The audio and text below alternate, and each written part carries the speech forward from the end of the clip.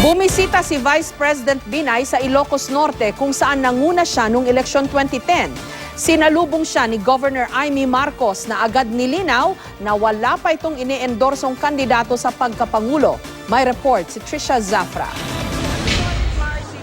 Nag-courtesy call si United Nationalist Alliance Standard Bearer Vice President Judge Omar Binay kay Ilocos Norte Governor Amy Marcos sa pagbisita niya sa probinsya ngayong hapon. Pero sabi ng gobernador, hindi ito nangangahulugan ng endorsement. Nananatiling ang kapatid na si Senador Bongbong Marcos lang ang kanyang kandidato. Pero binigyang diin ni Binay na noong 2010, nanalo siya sa buong lalawigan ng Ilocos Norte. May mga sister cities din po kayo dito sa Ilocos Norte. Good.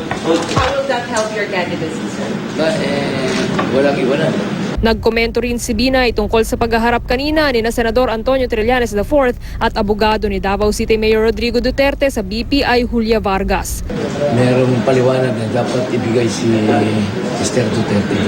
Kahapon, Labor Day, sa Bataan ng Ampanya si Binay kasama ang ilang senatorial ng una sa political rally sa Mariveles. Nangako si Binay na kapag nahalal siyang Pangulo, daragdagan niya ang budget sa pabahay. Gagawing dekalidad ang edukasyon at magiging kapuri-puri raw ang mga pampublikong ospital.